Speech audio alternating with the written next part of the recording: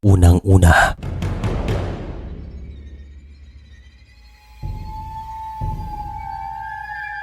ang ilan sa mga Pilipino ay mahilig sa mga kwentong kababalagan. At mayroon akong ikukwento.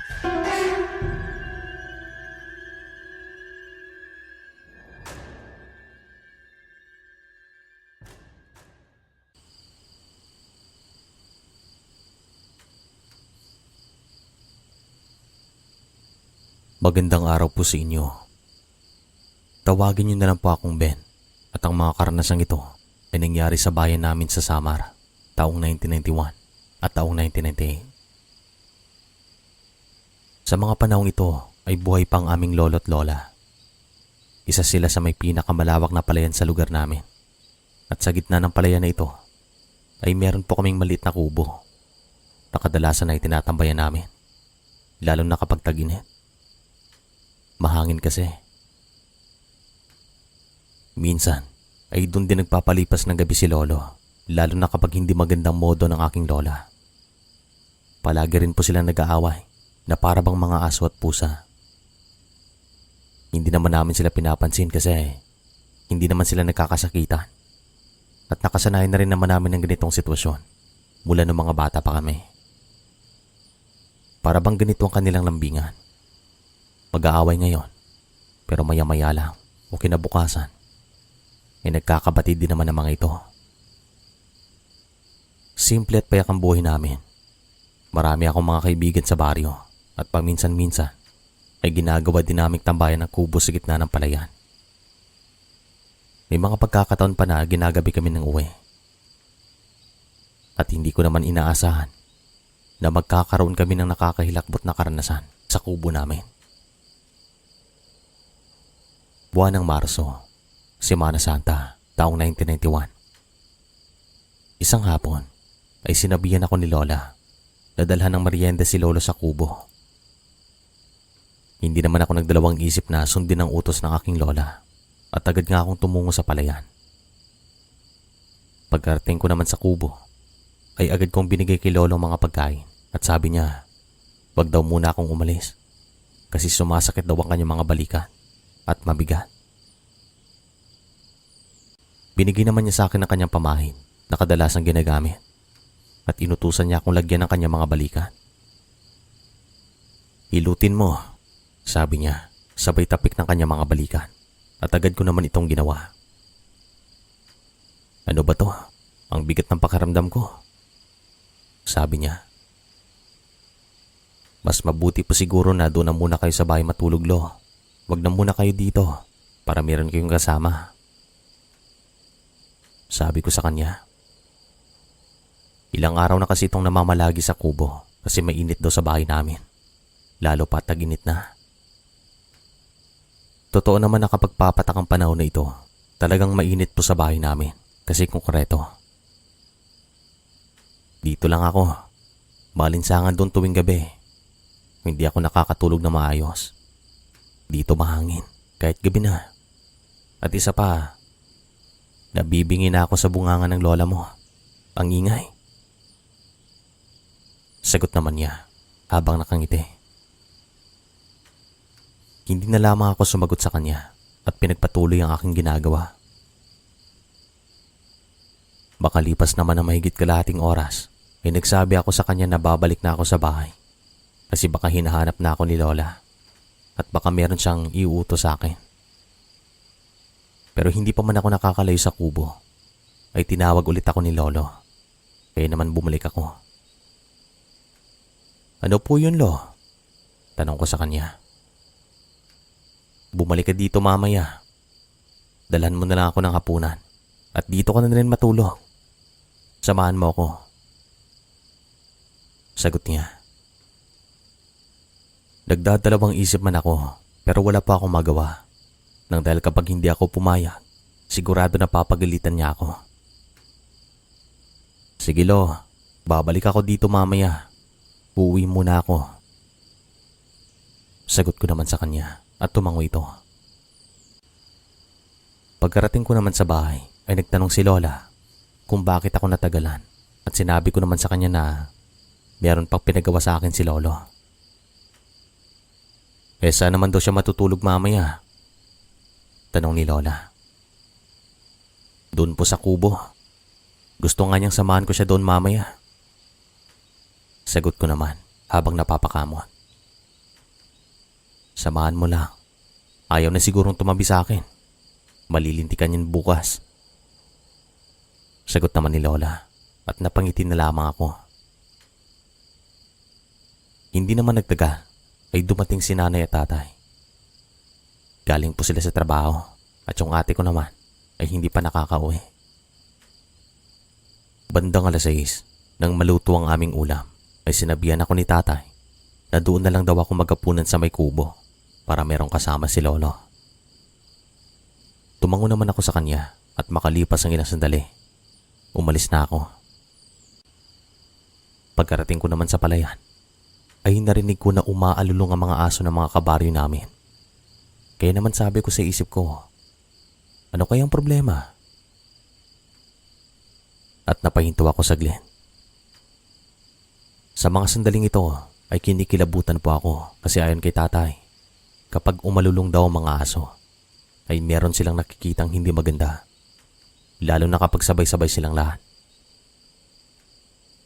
Binilisan ko naman na pagpunta sa kubo kasi nga kinikilabutan na ako. At pagkarating ko doon ay nakita ko si Lolo na nakadungaw sa bintana. Nakatingin sa paligid.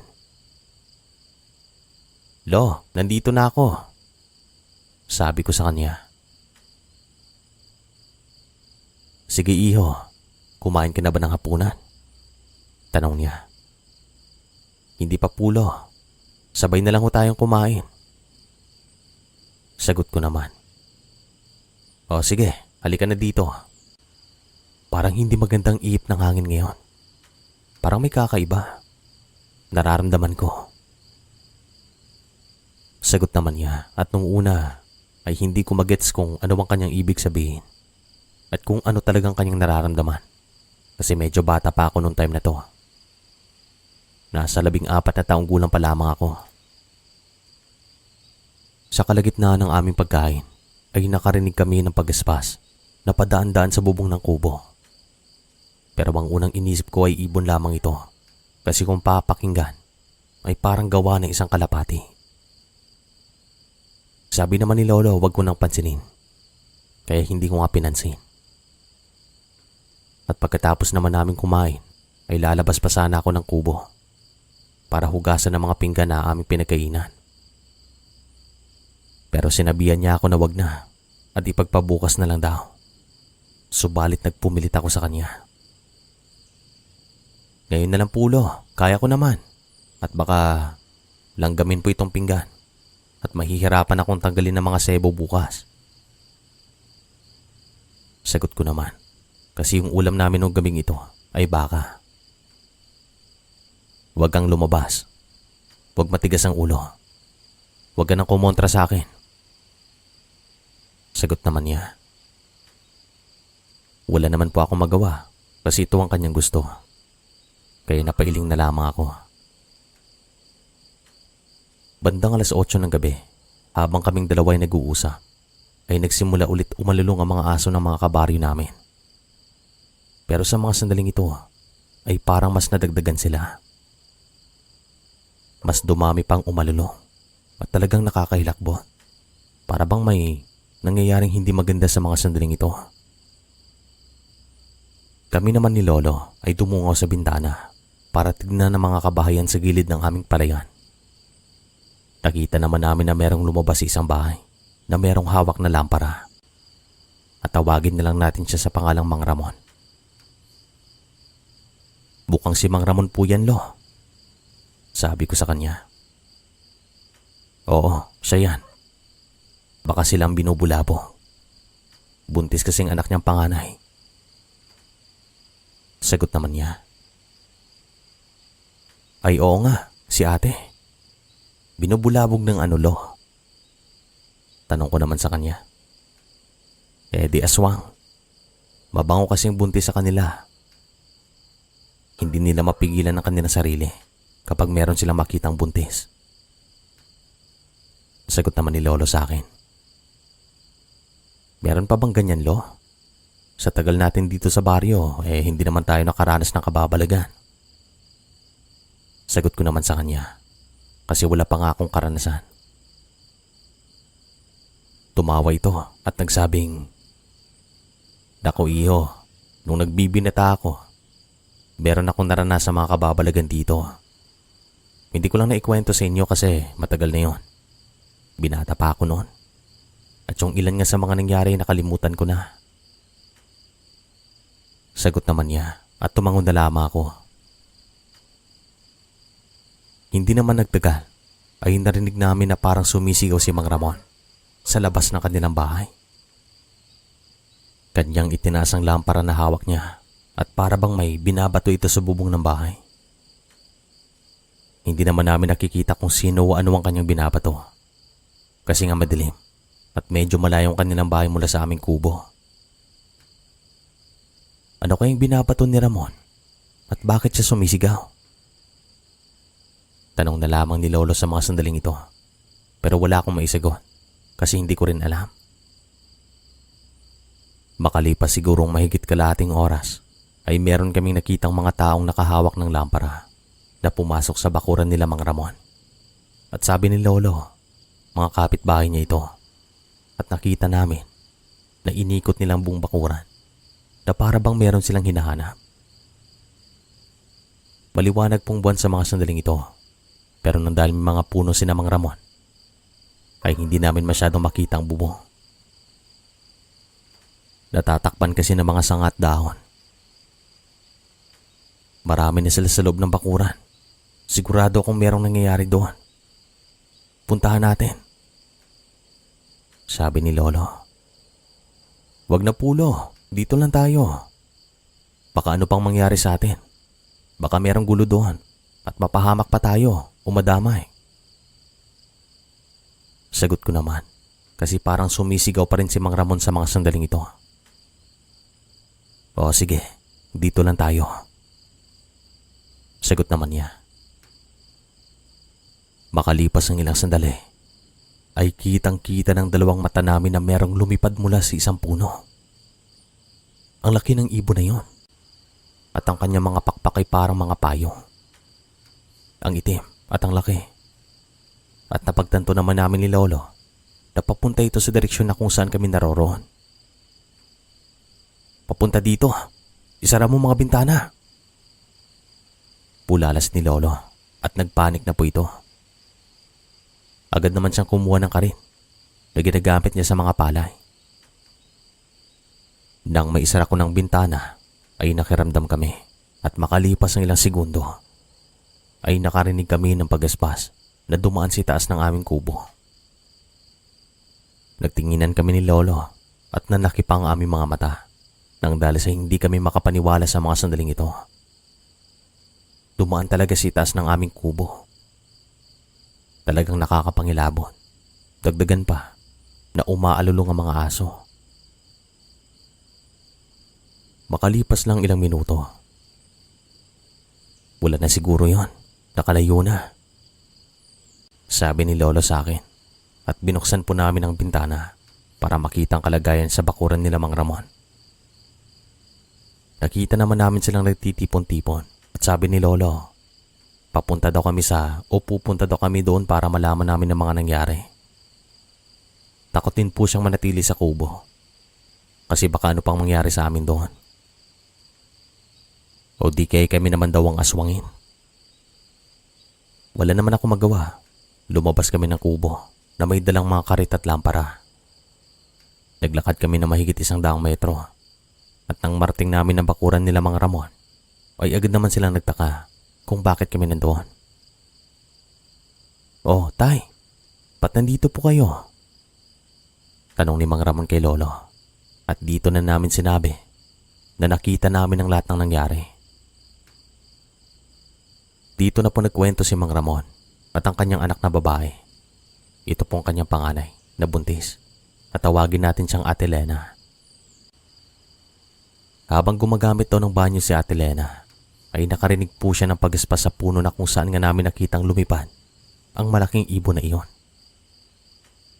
Agad naman daw siyang natigilan at binuksan ng kaunting pinto ng banyo para tumingin sa puno. Nung una daw ay wala siyang makita, pero makalipas daw ang ilang segundo ay unti-unti niyang napagtanto na merong mukha ng tao sa puno at nakatingin daw ito sa kanya. Unti-unti rin daw niyang napansin na namumulang mga mata ng nilalang na iyon. Kaya naman dito na siya napasigaw. At unang lumabas daw ng bahay ang kanyang asawa hanggang sa sumunod na si Mang Ramon at nagtanong. Dito na daw sinabi ni Ate Lena kung ano ang kanyang nakita. At habang nag-uusap daw sila ay nakarinig ang mga ito ng malakas na kalabog sa bubong ng bahay. At dito na daw napasigaw si ate. At agad naman sa sinamahan ng kanyang asawa papasok sa loob ng bahay. Sumunod naman daw si Mang Ramon sa mga ito. Pero bumalik ang mama sa labas na meron ng dalawang itak at lampara. At dito na rin daw umalulong ang mga aso. At ayon pa kay Mang Ramon, nakakita daw siya ng figura sa bubong. Pero sa mga sandaling ito ay isa ng malaking pusa na kulay itim. Kaya naman dito na niya binato ng itak kasi malakas daw ang kutob niya na isa na itong aswang. Dito na daw siya sumigaw at narinig naman siya ng kanilang mga kapitbahay. Makalipas daw ang ilang minuto ay nagsidatingin ang mga ito para magtanong kung anong problema. Sinabi naman doon ni Mang Ramon ng lahat kaya inikot nilang buong bakuran at makalipas daw ang ilang minuto ay dito na lumipad ang malaking ibon galing sa isang puno. Pero yung pusa na unang nakita ni Mang Ramon ay hindi na rin niya nakita. Naniniwala ang mga ito na yung pusa ang nakita ni Ate Lena at ang ibon ay iisa lamang. Aswang daw ito na kayang mag-ibang anyo. Subalit nagsabi yung isang kabaryo namin na orasyon lamang ginagawa ng aswang para makita mo sila sa ganitong uri ng anyo. Pero kung ano man ang totoo, ay hindi na namin yun inisip. Ang importante umalis na siya at walang nangyaring masama kay Ate Lena. Alam na rin kasi ng mga ito na si ate ang pakay ng aswang na nambubulabog sa gabing ito. At sabi ni Mang Ramon sa amin, doon na daw kami matulog sa kanyang bahay. Huwag na daw kaming bumalik sa kubo kasi baka meron ding magparamdam sa amin. Hindi naman tumanggi si Lolo kasi magandang suwestyo naman ito. At doon nga kami natulog kina Mang Ramon. Kinabukasan ay umuwi kami sa bahay at magmula noon ay hindi na pumuling nagpapalipas ng gabi si Lolo sa kubo. Kasi natakot na rin po ito at baka madaanan daw ito at ano pang mangyari sa kanya. Ayaw pa daw niya kasing mamatay nang dahil lang sa takot. Baka atakihin daw ito sa puso ng wala sa oras. Hindi na rin naman nasundan ng mga pagpaparamdam kina Ate Lena kasi yung mga tao doon sa kanilang purok ay nagiging alerto tuwing gabi. Dito ko na po tatapusin ang unang karanasan ko. At itong pangalawa naman ay nangyari pa rin sa aming baryo. At sa maniwala kayo o hindi, Semana Santa rin po ito nangyari. Taong 1998, buwan ng Abril, Semana Santa. Isang takip-sili may tumungo ako sa isang tindahan sa aming tiyangge para bumili ng mga tuyong isda. Ito bang uulamin namin sa hapunan nang dahil hindi nga kami pwedeng kumain ng mga karne. Malapit na rin pong dumilim sa mga sandaling ito. Nang makarating ako sa may tiyangge, ay naghintay pa ako ng ilang minuto sapagkat meron ding mga bumibili. Medyo may kalayuan po ito mula sa aming bahay. Siguro mahigit 100 metro ang layo at hindi pa dire-diretso ang daan. Kinakailangan mo pang dumaan sa mapunong bahagi ng aming baryo at marami pang liko-liko. Pero para sa amin ay malapit lang po ito. At makalipas ang mahigit 10 minuto ay umalis na ang ilan sa mga bumili at nagtanong sa akin ng tindera kung ano ang aking bibilhin. Meron pa po ba kayong mga tuyo? Tanong ko sa kanya. Ay naku iyo, ubos na. At yung iba, uulamin din namin mamaya. Pasensya na iyo. Sagot sa akin ng tindera at sabi ko, tutungo na lamang ako sa may bukana kasi meron pang isang tindahan doon. Subalit medyo may kalayuan na talaga. Wala naman ako magawa kundi ang tumungo doon kaysa naman na wala kaming ulamin sa gabing ito. Pagkarating ko nga doon ay madilim na at tamang-tama na meron sila mga tuyo. At pagkatapos ko namang bumili ay agad ako naglakad pabalik sa bahay namin. Pero hindi pa man ako nangangalahati ay biglang bumigat ang aking nararamdaman. Tapos ang ihip ng hangin ay naging malamig. Talagang napahimas ako sa aking mga braso nang dahil nagtatayuan ang aking mga balahibo sa sobrang lamig. Parang Pasko sabi ko na lamang sa mga sandaling ito. At hindi naman nagtagal ay unti-unti akong nakarinig ng mga yapak sa aking likuran.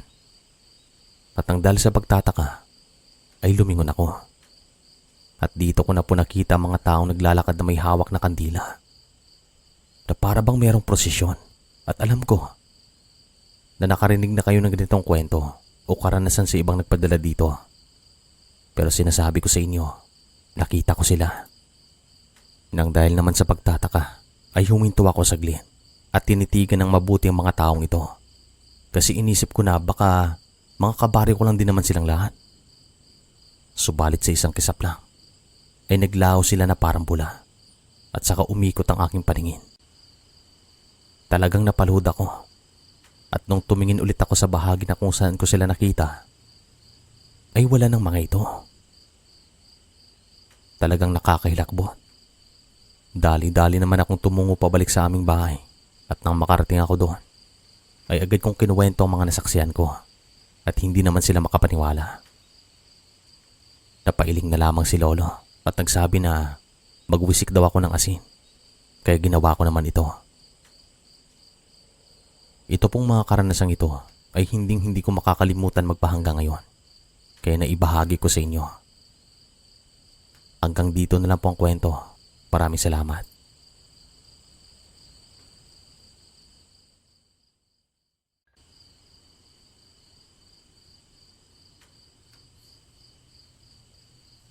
Magandang araw po sa inyo. Ito pong karanasang ito ay nangyari lahat sa lugar namin na matatagpuan sa isang baryo sa Siquijor.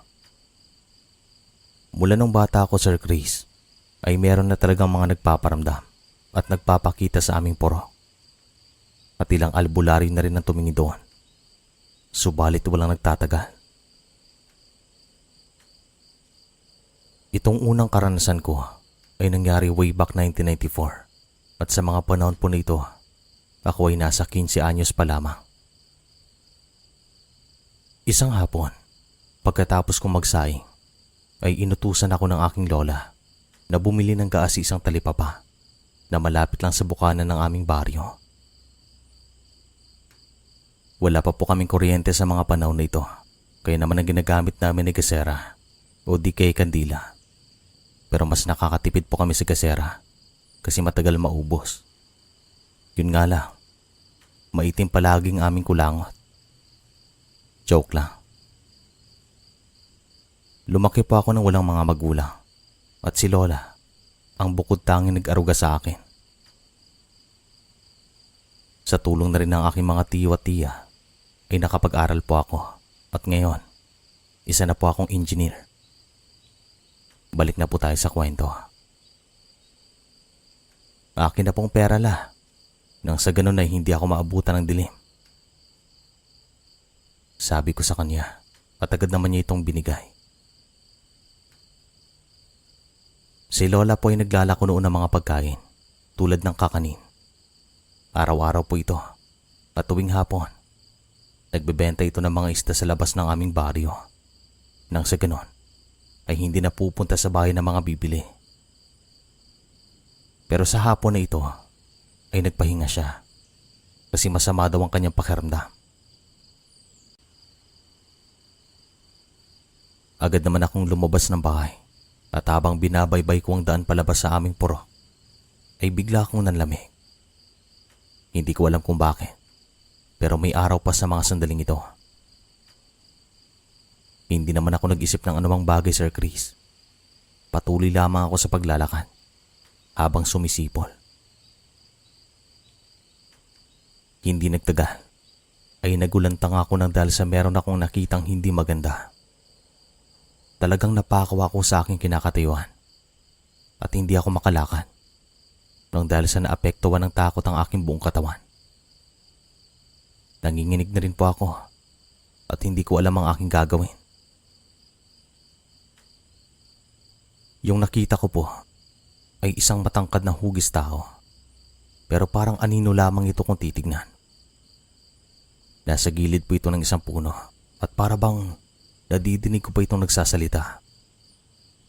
Alam kong nanggagaling sa kanyang kinakatayuan ang nadidinig ko at sa tingin ko, siya po talagang nagsasalita.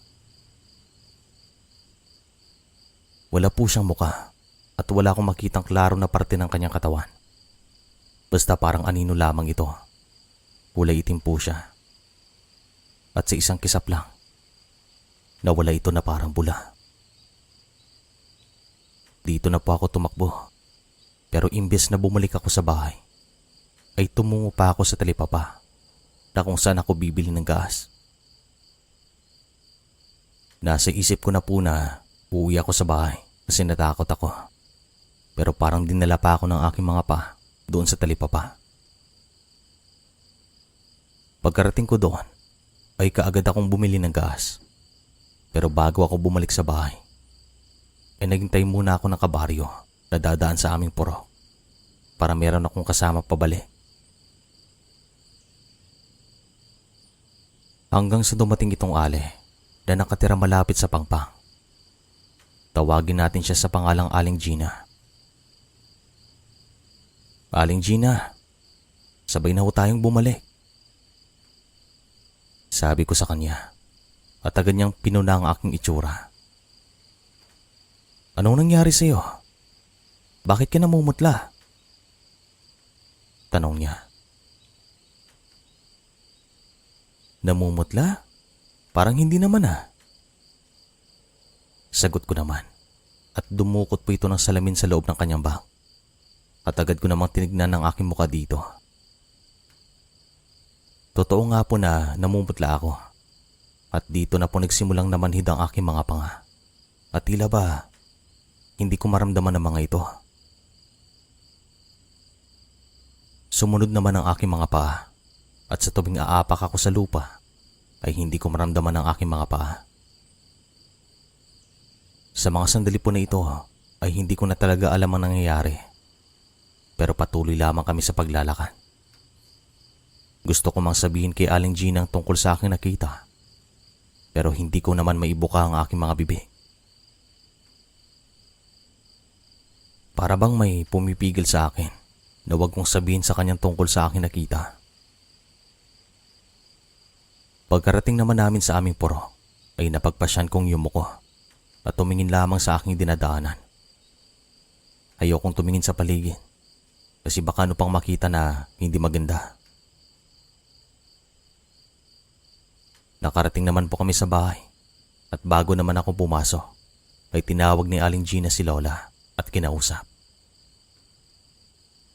Nay, yung apo nyo, namumutla. Anong nangyari dito? Nakakabahala. Sabi ni Aling Gina at agad naman akong tinignan ng aking lola. At agad siyang napailing. Anong nangyari sa'yo? Napano ka? Tanong naman ni Lola at dito ko na nasabing lahat-lahat. Yan din na nakita ng asawa ko nung papauwi siya galing sa kanyang kumpare. Lasing ito at niyaya pa niya magsuntukan ng kanya nakita. Ayun kinaumagahan na stroke. Pero ginawa talaga namin ng lahat para maagapan siya. Kaya ngayon, nakakalakad na at nakakapagtrabaho. Nakita niyo naman. Sabi ng ale.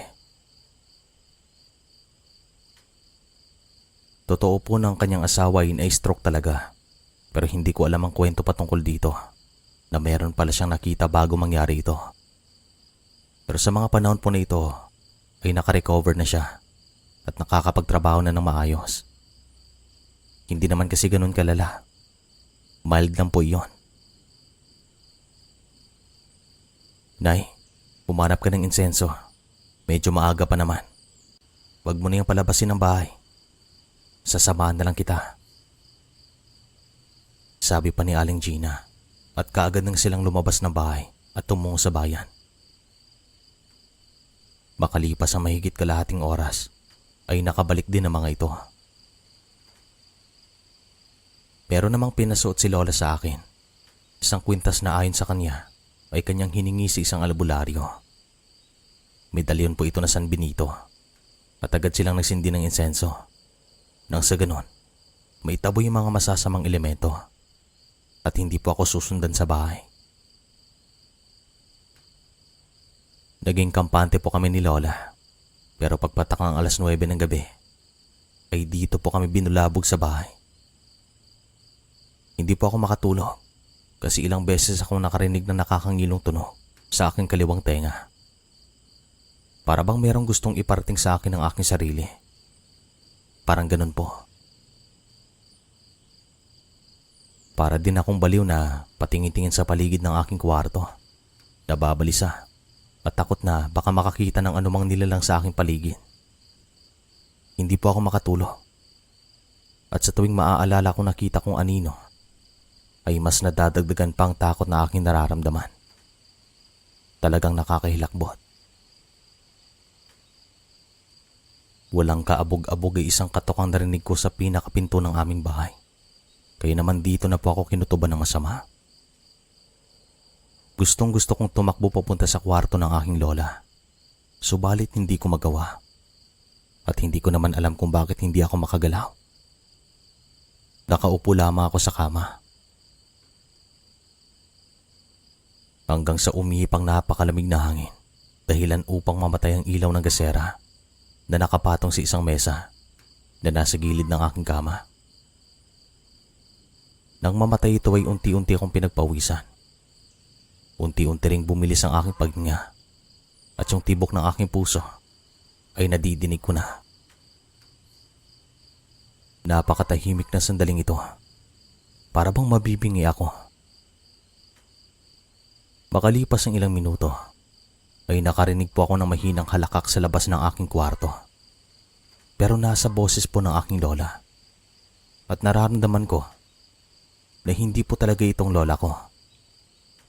Pinagtitripan lamang ako ng mga elementong hindi ko nakikita. Malakas ang kutob ko na sila po ang dahilan kung bakit hindi magandang aking nararamdaman. Sinubukan kong sumigaw pero walang lumalabas na tunog sa aking bunganga. Hanggang sa hindi ko na alam ang sumunod na nangyari kasi nawalan po ako ng malay matapos kong maramdaman ang init sa aking katawan. Nagising na lamang ako na meron ng liwanag at nadidinig kong nagsasalita si Lola sa labas ng aking kwarto. Nakabukas na rin pong pinto at parang meron siyang kinakausap. La! Pasigaw na sabi ko at agad siyang pumasok sa loob ng aking kwarto. Sumunod naman sa kanya si Aling Gina at ang isa pa naming kapitbahay. Nagtanong ang mga ito kung bakit daw ako sigaw ng sigaw kaninang madaling araw. At sabi ko hindi ako sumigaw at nawalan ako ng malay bandang alas 9 ng gabi. Hindi ko na alam kung ano ang mga nangyari pero ayon sa mga ito, nagising daw sila nang dahil sigaw ako ng sigaw na para bang sinasapian. Tapos ang boses ko ay garalgal at binabanggit ko daw ang isang pangalan. Pangalan ng isang babae. At sinabi din naman ng mga ito sa akin. Pero hindi ko na lamang sasabihin sa inyo kasi ang sabi ng albularyong gumamot sa akin, huwag ko daw itong banggitin. Gumaling naman po ako sa araw na ito. Hindi umepekto ang medalyon na binigay sa akin ni Lola. O di kaya mas malakas lang talaga mga elementong nabubulabog sa amin. May pumuntang albularyo sa bahay namin sa araw nito. At agad akong kinonsulta. Binigyan niya po ako ng isang mutya na makakatulong sa akin. At magmula nung napasa akin po ito, ay parang nagkaroon ako ng lakas na loob. At samahan ko na lang daw ng pagdadasal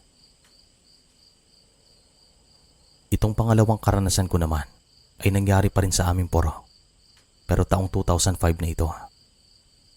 Meron na pa akong kinakasama sa bahay at si Lola ay pumanaw taong 1999. Bale sa akin po pinamana ang bahay at lupa. Buwan ng Mayo, unang Biyernes. Galing kami noon sa bayan ng aking asawa kasi namili kami ng ulam at bigas para sa hapunan. Pagkarating namin sa bahay, ay nakaamoy ako ng napakalansa. Kaya agad ko itong hinanap. Kasi baka mayroong mga pusa na galing sa ibang bahay. At ang kanilang ninako na pagkain ay naiwan doon sa amin.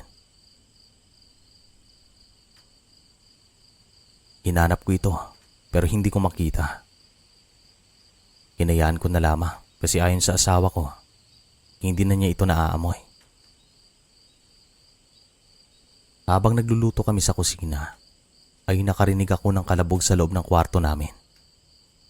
Parang may mga daga na naghahabulan doon. Kaya naman sabi ko, titignan ko muna sa kwarto. Hindi mo ba nasarang pinto? Baka may nakapasok na daga. Tanong ko sa asawa ko. Hindi ko alam. Hindi naman ako nakapasok doon. Sagot niya at agad naman akong tumungo sa kwarto. Pagkapasok ko doon, ay tinignan ko ang paligid, pati na yung ilalim ng kama. Pero wala pa akong makitang anumang hayop. Tinignan ko rin ang mga gamit, pero nasa tamang pwesto naman ang mga ito. Kaya naman bumalik ako sa kusina. Bandang 6:00 ng gabi, ay kumain na kami ng hapunan. At pagkatapos nito, ay nagpahinga na kami sa kwarto. At habang nakahiga kami sa kama, ay meron naman kaming pinag-uusapan.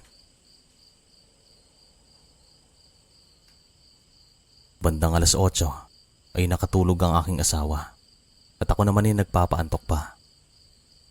At nung nasa bingit na ako ng aking pagtulog, ay bigla po ako nakarinig ng kaluskos sa ilalim ng kama.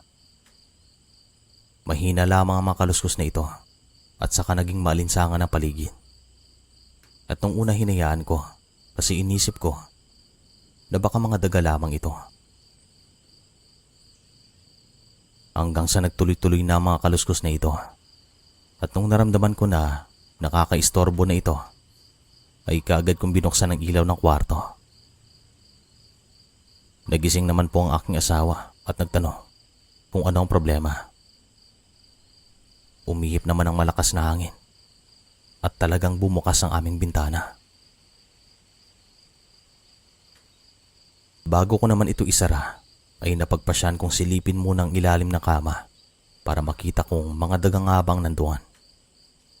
At nung nasilip ko na ito, ay nagulantang ako nang makakita ng malaki, maitim at hindi pangkaraniwang pusa na direktang nakatingin sa akin habang nanlalaki pa ang kanyang mga mata.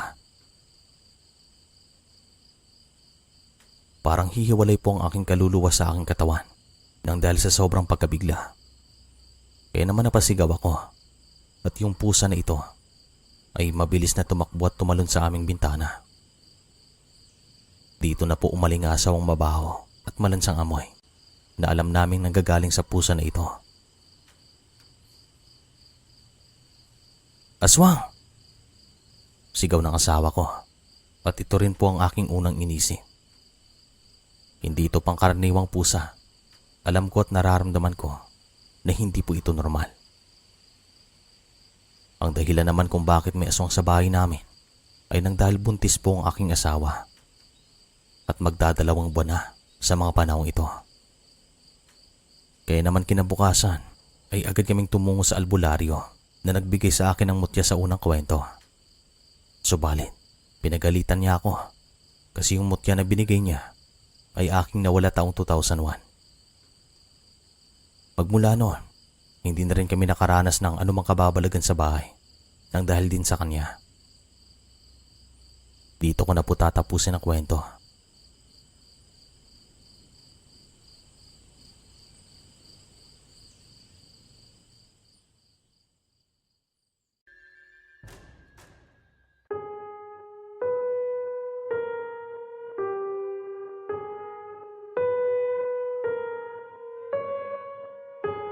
Magandang araw po sa inyo. Ang karanasang ito ay nangyari taong 1997 sa isang baryo na matatagpuan sa Negros. Doon po nakatira ang aking tiya na sa mga panahong ito ay merong isang taong gulang na anak at meron pong dahilan ng pagpunta ko doon.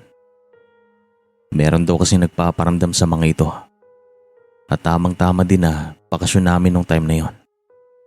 Kaya isang umaga ay pinuntahan ako ni tiya sa bahay kasama ang kanyang asawa. Natawagin na lang nating Tito Armando. Dati po itong sundalo. Kaso nung nagkaroon ito ng malubhang sakit, ay huminto siya. Mas importante pa rin ang kalusugan kasi nga isa lang ang buhay natin. Bandang 7:00 ng umaga ay ginising ako ng aking nanay. Nang dahil nga hinahanap ako ng aking tiya at nagtataka naman ako kung ano ang kanyang kailangan. Kaya agad naman akong bumangon at lumabas ng kwarto para kausapin siya. Magandang umaga iyo. Meron ka pa bang pasok? Tanong niya at nakita ko namang nakangiti sa akin si Tito Armando. At sa mga panahon din na ito, Sir Chris, ang payat niya. Kasi nga nagkaroon ito ng sakit at nagpapagaling pa lamang ito. Pero hindi pa rin mawala sa kanyang pagiging alerto nang dahil nga dati itong sundalo. Wala na akong pasok, tiya. Bakasyon namin. Bakit po? Tanong ko naman sa kanya. Gusto sana kitang imbitahan sa bahay. Pwede bang doon ka na muna tumira sa amin? Bibigyan ka namin ng sahod. Para sa pagbukas ng klase, ay meron kang mga naipon. Itong si Tito Armando mo, abala din sa negosyo namin. At wala akong kasama sa bahay.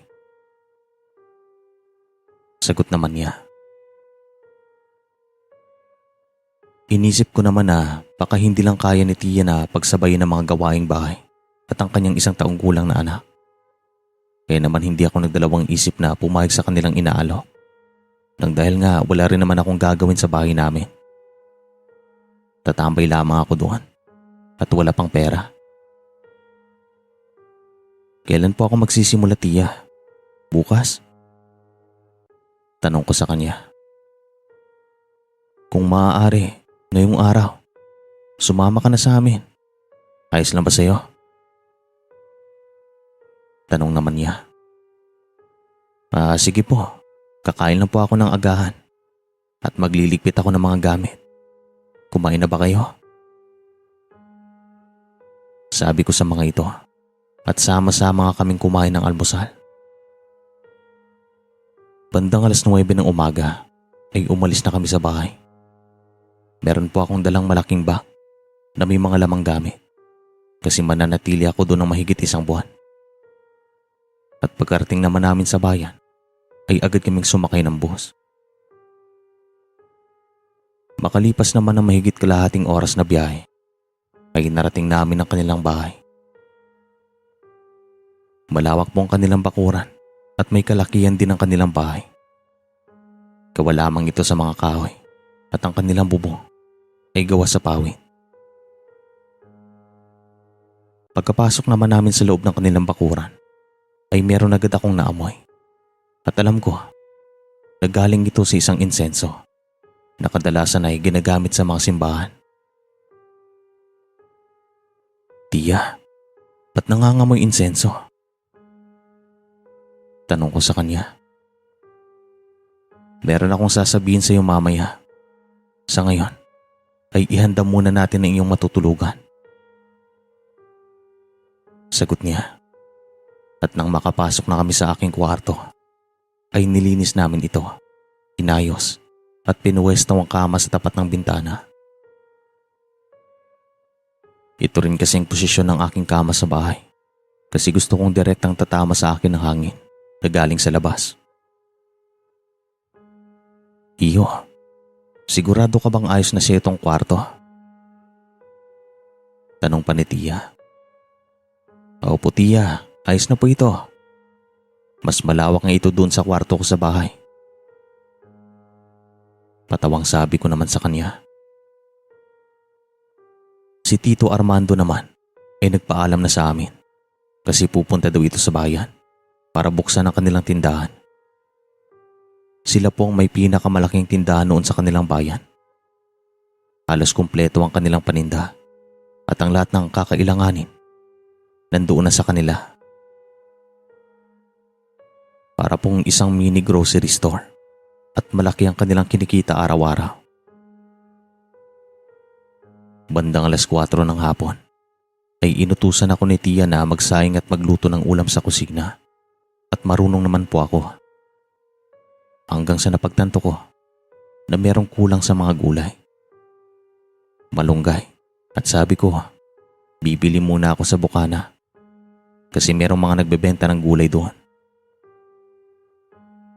Subalit sabi ni Tia, wag na kasi libre ang mga gulay doon sa likod ng kanilang bakuran. Walang may-ari at kusa lang itong tumutubo kaya kahit sino ay pwedeng manguha doon. Nang maituro sa akin ni Tia ang bahagi na yon, ay agad ko namang pinuntahan. At totoo nga na maraming mga gulay. Pepino, kalabasa at patola.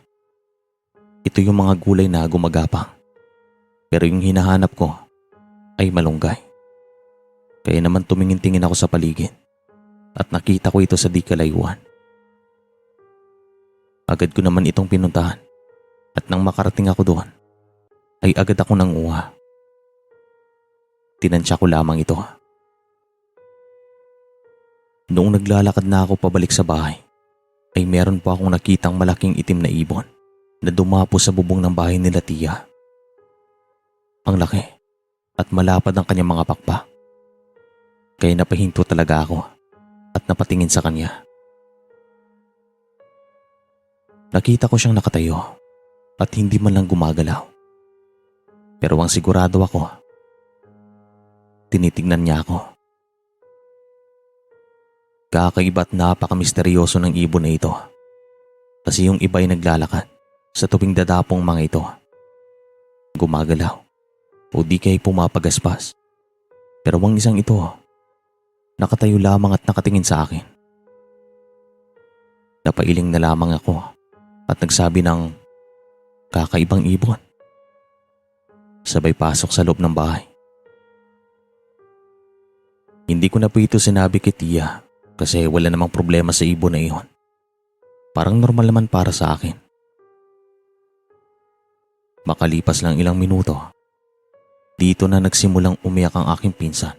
At nung una, hindi ko na lamang binigyan ng pansin kasi nga bata at normal naman po ito.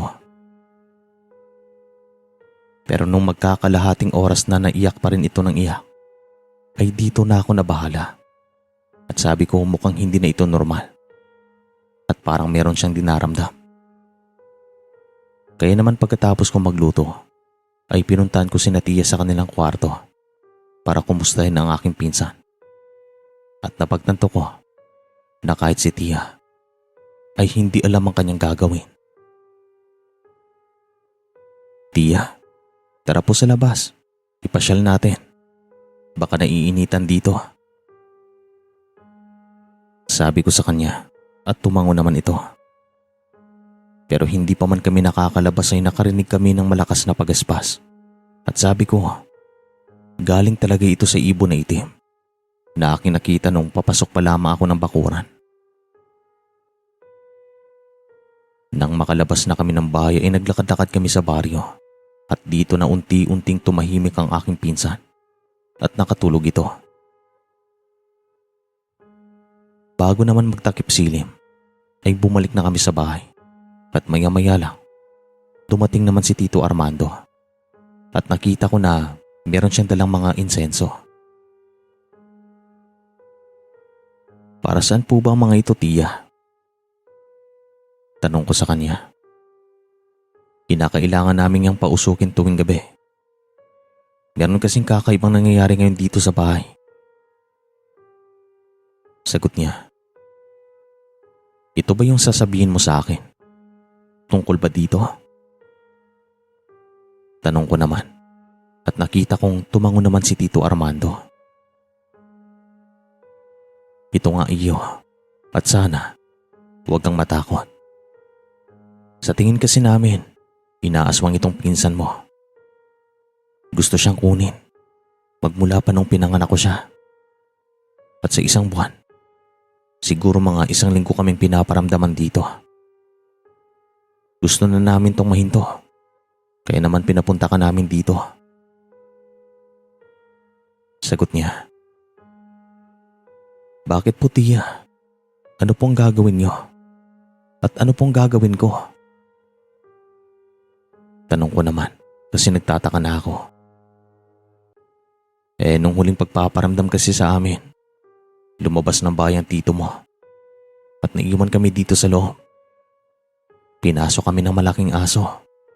Maliban sa kanya, nilinlang kami sa tunog. Kaya gusto na talaga namin siyang mahuli. Sagot pa ni Tia. Wala rin kasi kami mga kamag-anak dito at wala rin akong tiwala sa mga tao dito. Kaya pinatawag ka namin. Ang sabi ng albularyo sa kabilang bayan, marami talaga dito. Pero wag daw naming ipakita na takot kami. Kasi babalik-balikan kami dito. Sayang din naman tong lupain na binili namin pag umalis pa kami. Sabi naman ni Tito Armando. Dito na ako naliwanagan kung bakit nila ako pinatawag. At bandang 9:00 ng gabi, habang kami nagpapahinga na sa aming kwarto, nakikiramdam ako. Alam kong nakikiramdam din si Tia at gising pa sila sa mga sandaling ito, maliban sa aking pinsan. Maya-maya lang, narinig ko na merong dumapo sa bubungan. Dito na ako naging alerto at kinuha ko naman ang itak na binigay sa akin ni Tito Armando. At meron po kaming plano sa gabing ito. Magkukunwari si Tia na parang normal ang lahat. At kapag umiyak man ang aking pinsan, ay lalabas si Tia sa kwarto at saka tatayo sa tapat ng bintana. Makalipas lang mahigit kalahating oras, ay umiyak nga ang aking pinsan. Tumikit naman sa plano si Tia. Lumabas nga ito ng kwarto at tumayo sa tapat ng nakabukas na bintana. At nang makarinig kami ng kakaibang tunog sa kabilang bahagi ng bahay, sumenyas na si Tio na maglakad na ako papunta doon. Paglakad daw ako ng padabo papunta doon at susunod daw ito sa likod ko. At yun nga ang aming ginawa. Sumisigaw si Tio at nagpaparinig para isipin daw ng aswang na siya ang lalabas ng bahay. At nung mabuksan ko ng pinto ng kusina, lumabas ako at tuminto naman si Tio sa pagsigaw at dali-daling bumalik kay Tia sa bintana. Nagtago po ito doon sa isang bahagi habang nagmamasid sa kanilang paligid. Pinagtataga ko naman ang dingding pero baliktad lamang ang itak para hindi bumangon. Para kunyari, nagwawala ako. At habang naglalakad ako sa labas, nakakaramdam din ako ng kaba. At walang kaabog-abog, ay narinig kong sumigaw si Tito Armando at si Tia. At nakarinig ako ng mga kalabog sa loob ng bahay. Dali-dali naman akong pumasok kasi nagpapanik na si Tia at iyak ng iyak ang aking pinsan. At nang makapasok na ako, nakita ko nang nakatiwangwang ang pinto ng bahay at sabi ni Tia, lumabas daw si Tito Armando at hinabol ang malaking aso na nanggaling mismo sa loob pa ng kanilang kwarto. Talagang nakakahilakbot ang sitwasyon na ito. Natamaan siya ng tito mo sa mukha. Narinig namin siyang umungol. Sabi ni Tia. Narinig ko rin po doon sa labas ng bahay. Yun na pala yun. Sagot ko naman sa kanya at tumangon na lamang ito. At hindi naman nagtagal. Huwag niyo kaming subukan. Hindi ako takot sa inyo. Kahit marami kayo dito, hindi ako aatras. Pagpaparinig ni Tio Armando at halos mapaos na ito sa kakasigaw. Talagang nagwawala ito kasi galit na galit siya. At sumigaw naman si Tia na pumasok na ito. Maya-maya lang ay pumasok naman si Tito Armando at meron kaming nakitang mga patak ng dugo sa sahig ng bahay. At ako pa yung nagpunas. Ayon sa mga ito, galing daw ito sa aso na natamahan ni Tito ng itak. Pero mabilis naman daw itong tumakbo at tumalon palabas ng bintana. At kaya pala sumigaw si Tia kasi dumaan pala talaga sa kanyang harapan. Hinawakan daw niya na mahigpit ang aking pamangkin kasi inisip niya na baka tatangin daw ito ng aso. Malaki daw talaga iyon at hindi pangkaraniwan sa unang tingin. Iyo, sa pagsikat ng araw, samahan mo ko. Hahanapin natin ang lintik na yan. Biglang sabi ni Tito, saan po natin siya hahanapin? Tanong ko naman sa kanya. Dito lang sa baryo. Alam ko na taga dito siya. Sigurado ako. Sagot naman niya.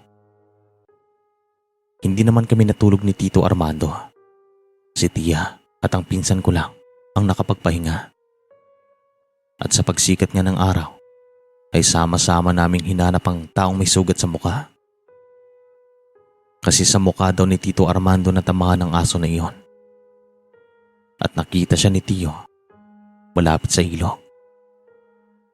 Meron pong purok doon na ayon sa mga ito ay magkakamag-anak ang nakatira. Parang nasa pinakasulok na po ito ng baryo at yung sugat sa mukha ng lalaking ito ay medyo malalim. Preskang tignan. At itong si Tito ay hindi nagdalawang isip na lapitan ng taong iyon. Pero nung naglalakad pa lamang si Tito papalapit sa kanya, ay agad namang tumakbo ang lalaki at tila ba takot na lapitan. Nagparinig na lamang si Tito sa purok na iyon at tahimik lang naman ang mga tao. Pero kung makatitig sa amin, ay talagang masama. Sabi naman ni Tia, kung wala namang ginawang maling lalaki, sigurado na hindi ito magkakandarapan na tumakbo papalayo. Wala namang dalang itak o armas si Tito Armando, kaya talagang nakapagtataka. At matapos ang araw na ito, Sir Chris, sa maniwala kayo o hindi na po sila umulit. Talagang nagwakas ang mga pagpaparamdam kina Tio. At so far, ito daw yung pinakahuling karanasan nila doon sa kanilang baryo. Hindi na talaga nasundan. Dito ko na rin po tatapusin ang kwento. Maraming salamat po sa inyo. Hanggang sa muli.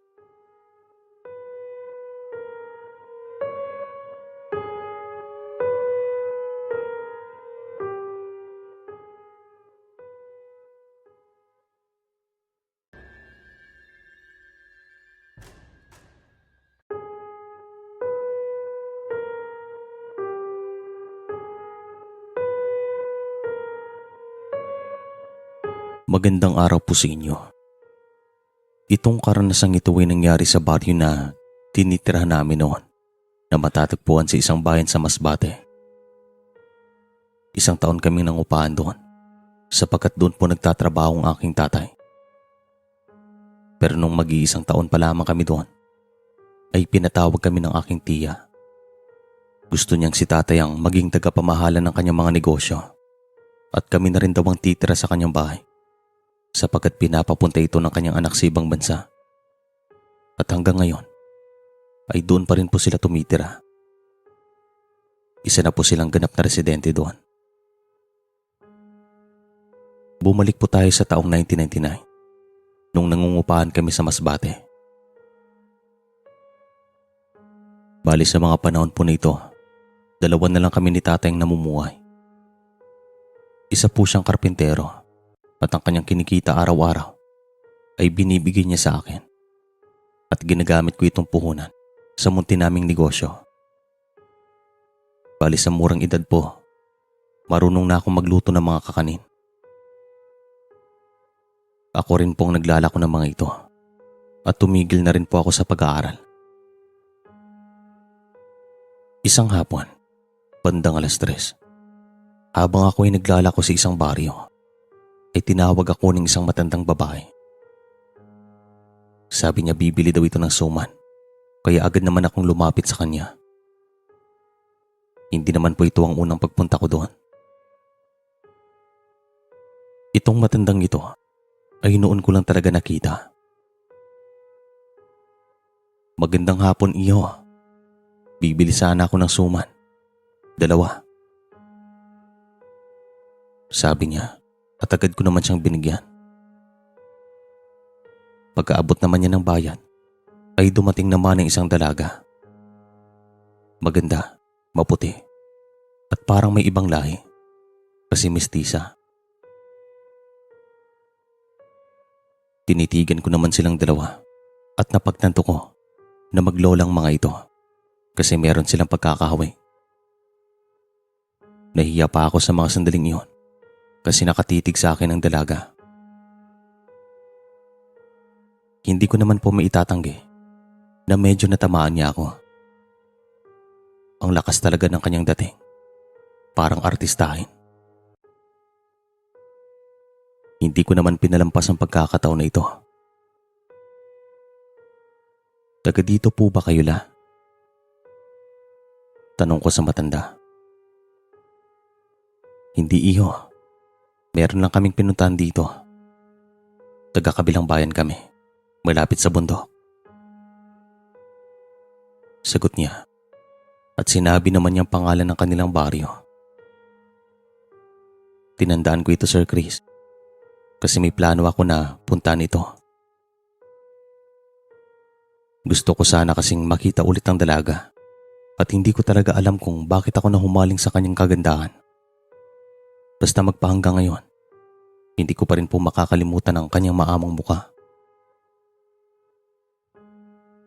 Hindi nagtagal ay nagpaalam ang matanda. Ganon din ang dalaga. Nababaitan ako sa maglolang ito, kaya naman nakangiti ako habang naglalakad papasok ng baryo. Bandang 5:00 ng hapon ay umuwi na ako sa bahay kasi magsasaing pa ako. Para pagkarating ni tatay, kakain na lang kami ng hapunan. Bandang 6:00, dumating si tatay na may mga dalang ulam. Agad naman kaming kumain at kinamusta niya ang aking paglalako. Sabi ko, maayos naman at naubos naman ang aking mga paninda. Nak, meron akong sasabihin. Napanaginipan kong nanay mo. Umiiyak daw ito at tinatawag ang iyong pangalan. Napanaginipan ko siya kanina doon sa site, noong break time namin. Biglang sabi niya, mukhang kailangan ko pong magsindi ng kandila. Namimiss ko na rin po si nanay. Sagot ko naman sa kanya at nakita ko namang umiyak si tatay. Mag-iingat ka sa paglalako. Ikaw na lang natitira sa akin. At pasensya ka na. Hayaan mo, kapag nakaipon ako, papaaralin kita dito. Sagot pa niya. Pwede naman po akong mag-aral sa susunod na pasukan. At doon na lang din po ako magbebenta sa eskwelahan. Papahintulutan naman siguro ako. Sagot ko naman sa kanya. At totoo po na sa mga panahong ito, gustong-gusto kong mag-aral.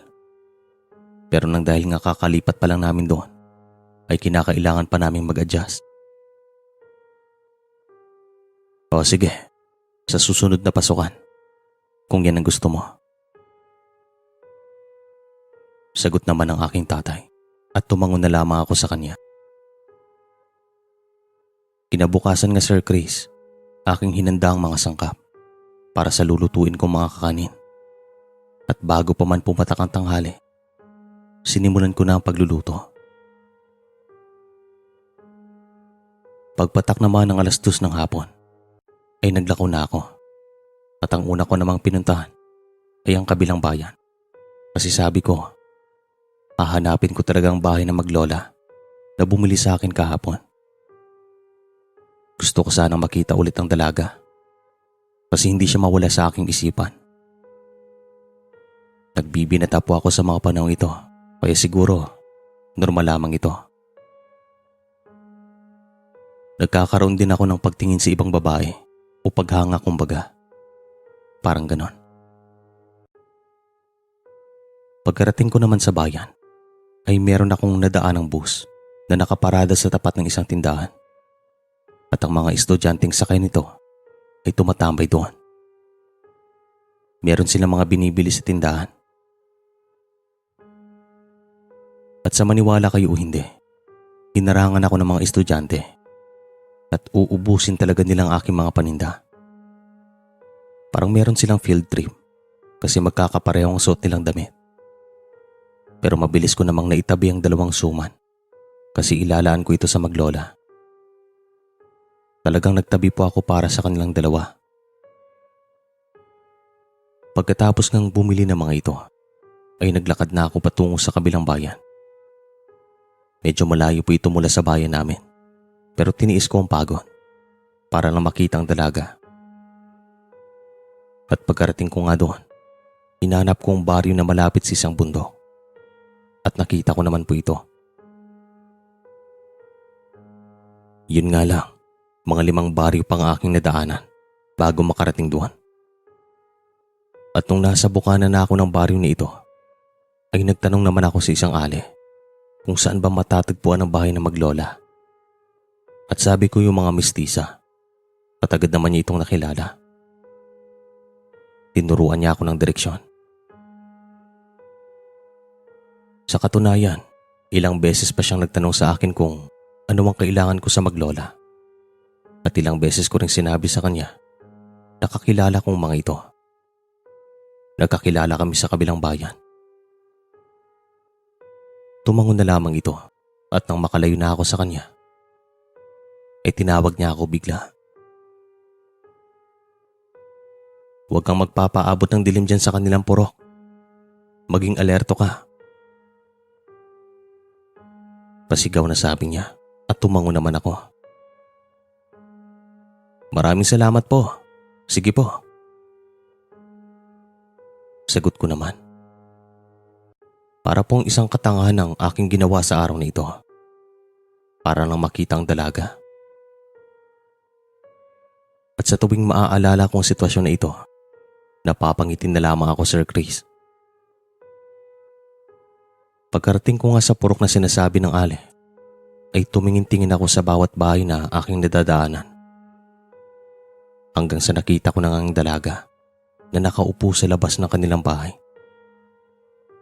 Pinayos ko naman ang aking sarili. At bago ako maglakad, ay sumigaw na ako ng, "Suman kayo dyan! Suman latek!" At nakita ko na narinig ako ng dalaga. Tumingin naman siya sa aking kinaroroonan. Pero agad ko namang iniwas ang aking paningin sa kanya. Para kunyari, hindi ko siya nakita. Hanggang sa, "La, nandito po yung nagbebenta ng suman. Yung binila natin kahapon." Narinig kong sigaw ng dalaga. Pero nagkunwari ako na hindi ko siya narinig. At nung tumapat na ako sa kanilang bakuran, ay tinawag niya ako at sabi ko sa isip ko, sa wakas, nagtagumpay ang aking plano. Sobrang saya ko at agad naman akong tumingin sa kanya. "Ay, dito pala kayo nakatira? Di ba kayong bumili sa akin kahapon?" Tanong ko sa kanya. "Oo, dun sa kabilang bayan. Napadpad ka pa dito ah." Sagot niya. At tawagin na lang natin siya sa pangalang Anya. "Ay oo, nagbabaka sakali. Sa katunayan, maraming bumili sa akin dyan sa bukana. 2 na lang ang natitira. Kunin niyo na." Sagot ko naman. "Sandali, Tawagin ko lang si Lola. Hindi yata ako narinig. Sagot pa niya at tumango naman ako. Pumasok nga ito sa loob ng bahay at naghintay naman ako sa labas. Hindi nagtagal ay napasulap naman ako sa kabilang bahay at ang bintana ng bahay na ito ay nakabukas. At nakita ko na madilim sa loob. Nagulat naman ako nang mapasulap sa kabilang bintana na nakabukas ng bahagya. Meron kasing nakasilip doon, nanlalaki ang mga mata at nakatitig sa akin ng masama. Mukhang lalaki, kaya iniwas ko na lamang ang aking paningin sa kanya. Hindi nagtagal ay lumabas naman si Anya kasama ang kanyang lola. Mabuti at napadpad ka dito. Ang sarap kasi ng suman mo. Sabi ng matanda sa akin. Pagkatapos naman nilang bumili, ay gumawa ako ng paraan para magkaroon ako ng pagkakataon na makausap si Anya. Anya, pwede ba akong makahingi ng malamig na tubig? Sabi ko sa kanya. At nakita kong nagtinginan sila ng kanyang lola. Bumiti pang matanda. At makalipas ng ilang segundo, ay oo naman, pumasok ka muna dito. Magpahinga ka muna. Sabi ng matanda at pumasok ito sa loob ng bahay. Kami naman ni Anya ay umupo sa tapat ng bahay. Kinausap ko talaga ito na para bang matagal na kaming magkakilala. Gumagawa ko ng paksa at pinapatawa ko ito. Hindi nagtagal ay umihip naman ang malamig na hangin at yung hangin na nagmumula sa loob ng bahay ay dumampi sa aking muka. Nakatapat po kasi sa nakabukas na pinto ang aking upuan at nakaamoy naman ako ng malansa. Talagang hindi ko po maipaliwanag ang amoy. Nasusuka na ako pero pinipigilan ko lamang ito kasi nahihiya din ako kay Anya. At nang mapasulap naman ako sa kabilang bahay, ay nakita kong nakabukas ng 2 bintana doon at wala nang taong nakita kong nakasilip. Hanggang sa dumating naman ang lola ni Anya at binigay sa akin ng isang basong tubig. At nung iinumin ko na sana ito, nakaamoy ako ng mabaho na nagmumulat talaga sa baso. Napakalansa. At nung tignan ko ang tubig, ay meron pong malagkit na bagay na nakalutang. Kaya naman binaba ko na lamang ang baso at nakita ko naman ang 2 na naghihintay na mainom ko ito. Ba't hindi ka uminom? Tanong ng matanda. At para bang may bumubulong sa akin na umalis na doon. At nagsimula na akong makaramdam ng kaba. At nung tumayo ako, ay agad akong napasulap sa kabilang bahay. Nagulat naman ako nang makitang isang taong nakatuwan sa loob mismo ng bintana na kung saan ko unang nakitang taong nakasilip. Dito na ako kinutuban ng masama at tumingin ako sa aking paligid at pakiramdam ko napapaligiran ako ng mga masasamang elemento. Aalis na po ako. Maraming salamat po sa inyo. Anya, maraming salamat ha. Sabi ko, dali-dali akong lumabas ng bakuran. Teka lang, akala ko ba iinom ka ng tubig? Tanong pa ng matanda. Bigla pong sumama ang aking pakiramdam. Maraming salamat po. Nagmamadaling sabi ko at patakbo akong lumayo sa purok na iyon. Nang madaanan ko naman na itong bahay na kung saan ko nakitang taong nakatuwan, ay nakarinig ako ng mahinang paghingal na parang galing sa isang asong galit na galit. Alam kong nagmumula ito sa kwarto na iyon. Kaya tumakbo na lamang ako, Sir Chris. At nang makalabas na ako sa purok na iyon, ay nakahinga ako ng maluwag. nang dahil meron akong nakikita mga taong naglalakad. Meron po talagang pinagkaibang purok na iyon sa ibang bahagi ng baryo. Kakaiba po ang simoy ng hangin doon at saka mabigat sa pakiramdam. Talagang napakatahimik at iba rin ang amoy. Yun bang hindi preska ang hangin? At yung pakiramdam na merong mga nakatingin sa'yo kahit na wala ka naman nakikitang mga tao sa paligid. Nakakahilakbot. Paano pa kaya pag naabutan ako ng dilim doon? Sigurado na hindi na ako makakalabas. Nakarating naman po ako sa bahay ng ligtas at hinintay ko na lamang si tatay na makarating. Hindi ko rin alam kung bakit ako nababalisa.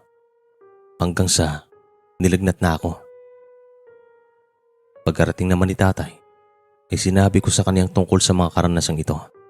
At sabi niya, maghahanap daw ito ng albularyo. Iniwan niya ako sa bahay. Habang naghihintay ako sa bahay, ay ilang beses akong nakarinig ng tiktik. Pero kahit nakikibit-balikat ako, nararamdaman ko na nasundan ako doon. At alam ko, nagaling sila sa purok nila Anya. Makalipas naman na mahigit kalahating oras, dumating si tatay na kasamang albularyo. Ginamot niya ako at binigyan ng babala na wag daw akong pumunta sa purok na iyon sapagkat tanyag pala doon sina Anya at ang kanilang angkan. May isang pagkakataon daw na nakaengkwentro ng albularyong ito ang lola ni Anya sapagkat meron siyang ginamot na kanilang biniktima. Kaya magmula nun, Sir Chris, hindi na ako pumupunta sa kabilang bayan. At nung mag-iisang taon kami sa Masbate, pinatawag kami ni Tia at pinauwi sa Samar. At doon nga kami tumira magmula nun at magpahanggang ngayon. Maraming salamat po sa inyong oras. Hanggang sa muli.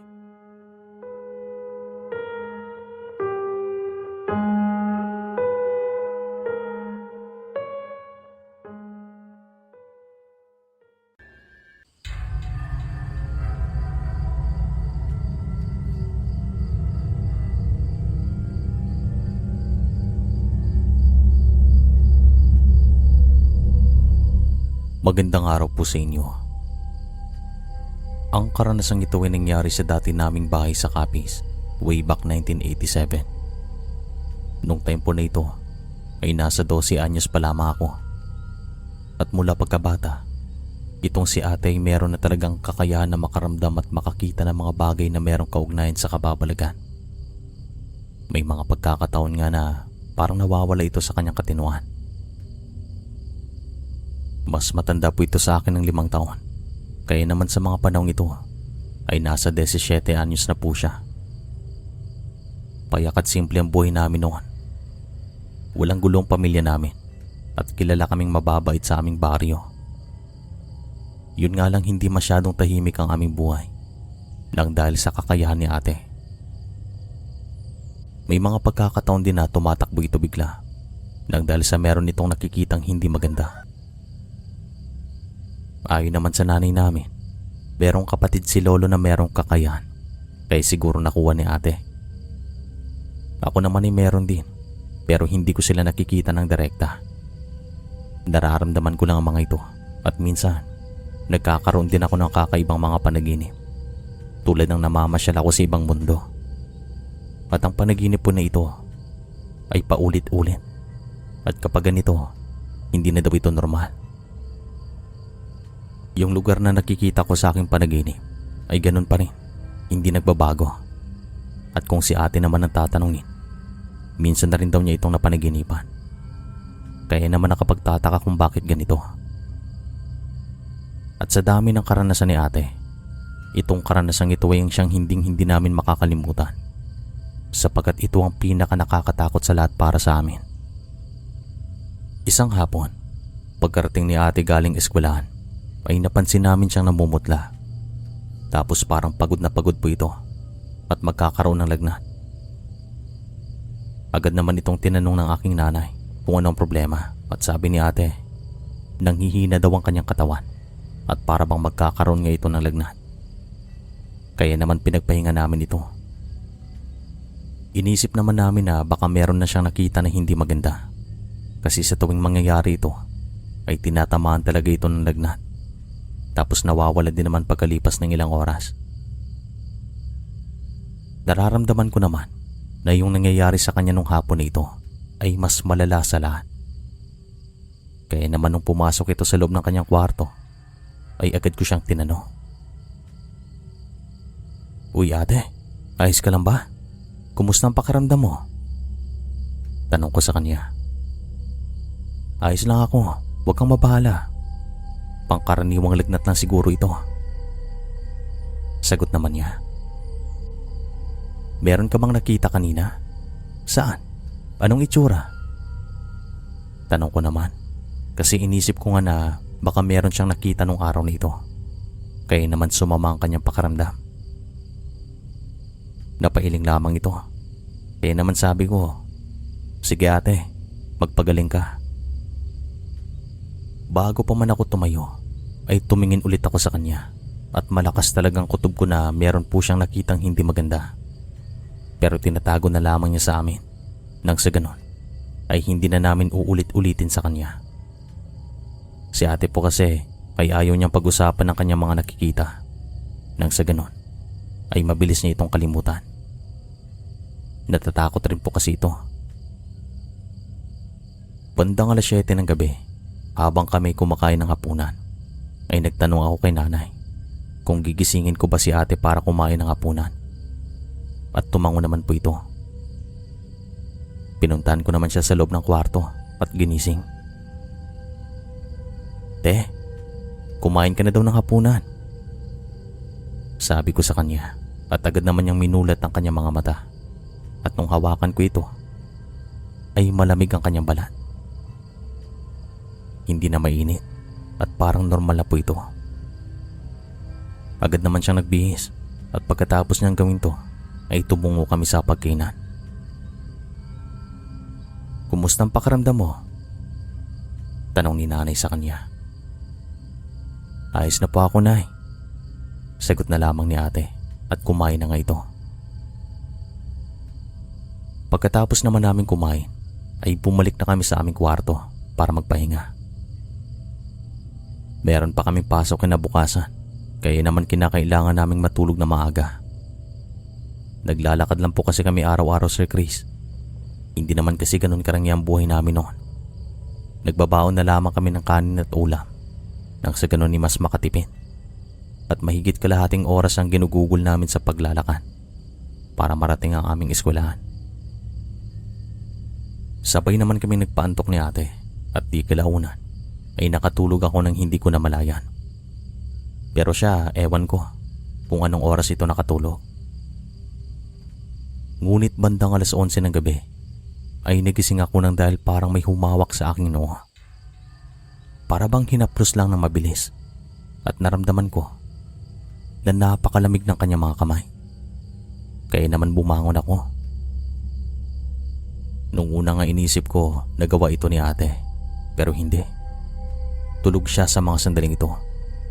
Pumihilik pa nga. Sa aking pagtataka ay tumingin ako sa paligid ng kwarto. Nakita ko nakabukas ang bintana, tapos yung gasera ay nakasindi pa. Nakalimutan sigurong patayin ni ate, pero sabi ko hindi ko na rin papatayin para maliwanag ang buong kwarto. At isa pa, nakakaramdam na rin kasi ako ng takot sa mga sandaling ito nang dahil meron akong nararamdamang presensya. Gaya nga ng sabi ko kanina, hindi ko man sila nakikita pero nararamdaman ko sila. Ito yung kakayahan ko na magpahanggang ngayon ay ganun pa rin. Bumangon naman ako nang dahil hindi na ako mapakali. Para bang may nakatingin sa akin. Sigurado ako. At nung mapasulap ako sa siwang na malapit sa bubong namin, ay dito na pa ako napatras at napadikit sa dingding namin. Nang dahil nakita ko itong mga mata na nakatingin sa akin. Nanlalaki at para bang normal na tao lamang ito. Pero ang kanyang bukay talagang buwaga. Nakapatiwarik po ito at siguro ang kanyang katawan ay nakadapa sa bubong namin. At ang ulo lang niya ang aking nakikita.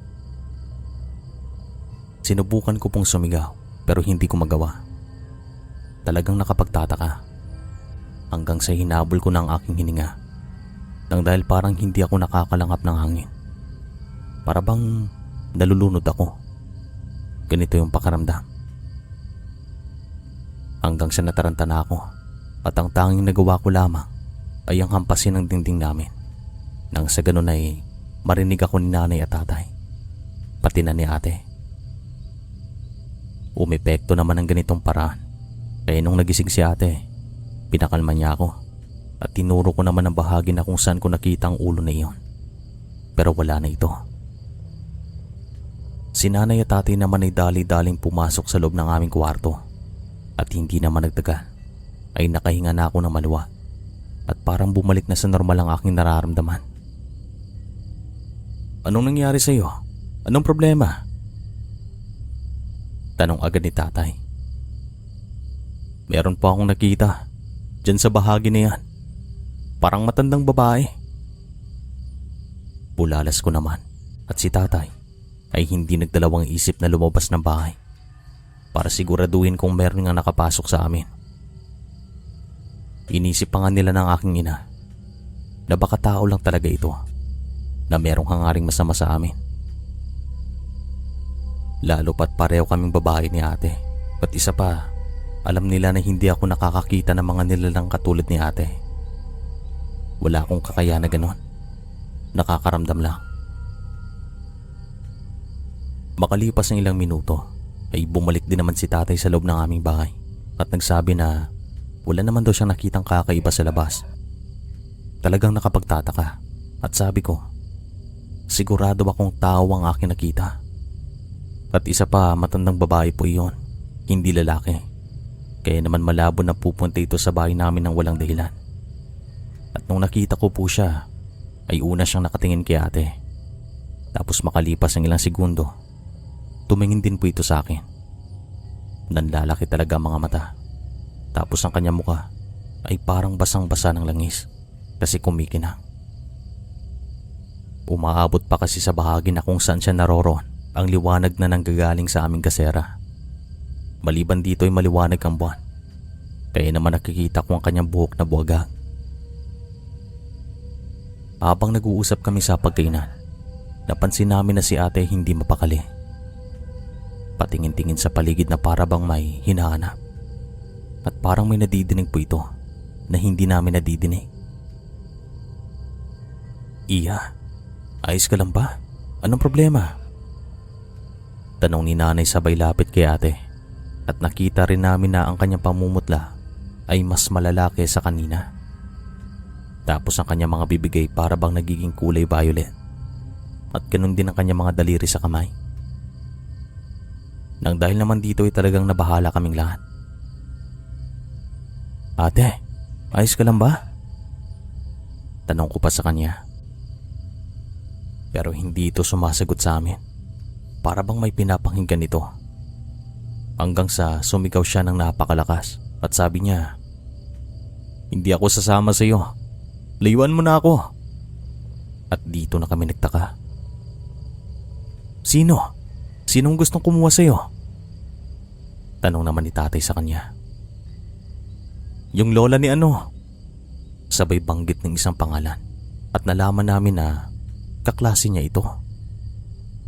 Pagkatapos naman niyang banggitin ng mga salitang ito ay isang kalabog naman ang narinig namin sa bubong ng bahay at nagsimulang umalingasaw ang isang malansang amoy. Parang may amoy din ng asopre. Masakit sa ilong at nakakasuka kasi parang naghahalo ang dalawang amoy nito. Alam namin na sa mga sandaling ito ay meron talagang nilalang sa bubong namin. Kung sino ka man, lumayas ka na dito. Pasigaw na sabi naman ni tatay at si ate ay bigla namang nangisay kaya naman kaming lahat ay talagang nagpanik sa mga sandaling ito. Hanggang sa tumirik na nga ang kanyang mga mata at nararamdaman ko na napakainit ng kanyang katawan. Para bang nagkaroon ito ng kumbulsyon. Nang dahil naman dito ay hindi namin alam ang aming gagawin. Pero nararamdaman namin na merong nagiging sanhi kung bakit nagkakaganito ang aking ate.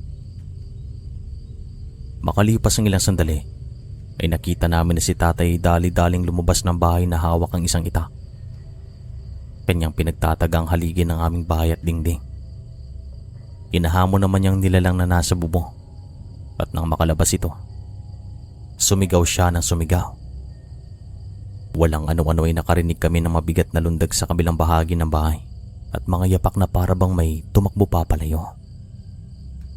Si tatay narinig din namin na tumakbo papunta sa bahagi na yon. Subalit wala siyang naabutan. Hindi naman nagtagal ay unti-unting kumalma si ate at sabi ni tatay ay baka nang dahil nga sa lumundag sa bubong namin ay nangisay siya. Inisip naman namin na baka gusto itong kunin at malalaman lang namin ang buong katotohanan kapag kumalma na ito at bumalik sa dating niyang sigla. Hinayaan na lang namin siya makatulog at kami naman ay nakiramdam at nagbantay. At habang tulog si ate, kami nag-uusap-usap. Mukhang kailangan na siguro nating lumapit sa isang magaling na albularyo. Sabi naman ng aking ina. Tama. Sa tingin ko kasi, yung unang tumingin sa kanya ay hindi ganon kagaling. At isa pa, medyo bata pa yon. Siguro nasa 40 pa lamang. Sabi naman ni tatay. Bukas po, sa pagsikat ng araw, magtatanong-tanong tayo kung saan makakahanap ng magaling na albularyo. Sabi ko naman.